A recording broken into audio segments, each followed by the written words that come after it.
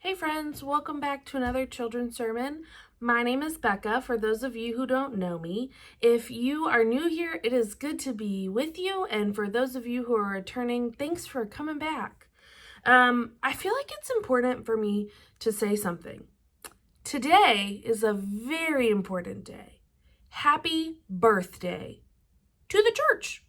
Today is Pentecost, and Pentecost is what we call the birthday of the church. So, happy birthday, church!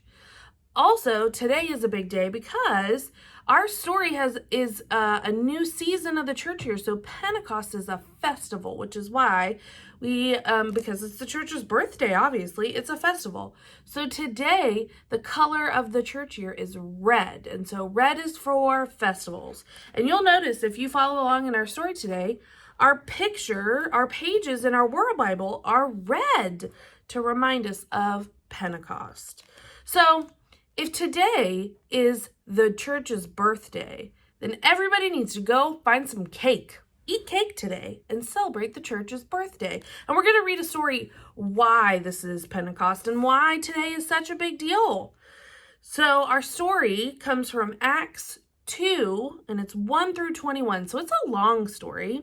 And Acts is right after the Gospels. Do you know which Gospel is right before Acts?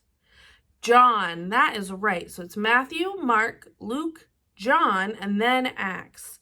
So our story comes from Acts, and it is a gust of wind. A gust of wind blasted through the house in Jerusalem. The disciples jumped up from the table. Andrew grabbed the bread.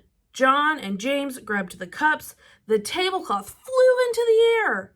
Plates crashed onto the floor. The disciples were celebrating the festival of Pentecost, but now their meal was a mess. Andrew dropped the bread in surprise. A flame of fire floated over each of the disciples' head. The flames were bright red and orange and yellow, but they weren't hot.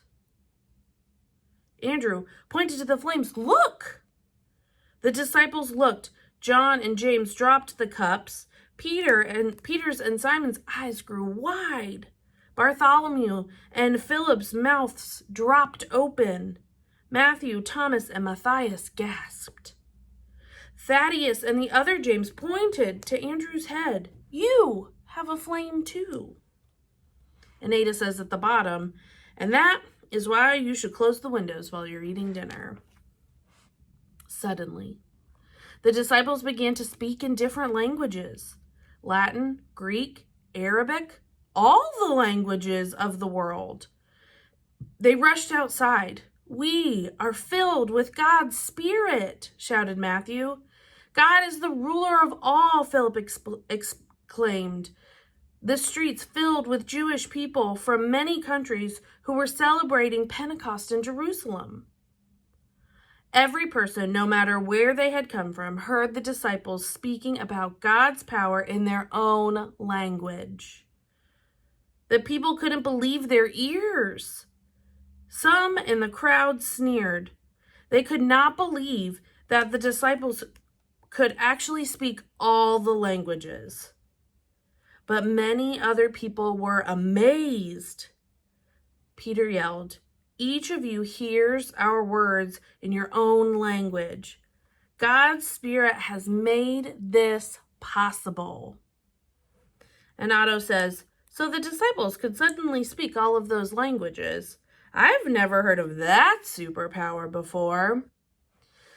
Wow, this story is kind of amazing because all we know of how the disciples got this amazing ability to speak all the languages was from this gust of wind that ended up being God's Spirit, which is so cool. Could you imagine being able to speak every language? I couldn't. Wow, that is amazing. And so that means that in every language, they could tell every person about how wonderful and how loving and how big and amazing God is, which is a superpower. Otto is right. It is a superpower. So when you think of different languages, what are some ways or where do you hear different languages? I think about sometimes on the TV, I hear somebody speaking Spanish, or sometimes when I'm at the grocery store, I can hear Spanish. One time I went to Starbucks and somebody was using sign language. And sometimes we do sign language together. And so different languages, which means that you can't always understand what I'm saying when I speak English. Sometimes you need to hear it in your language to fully understand.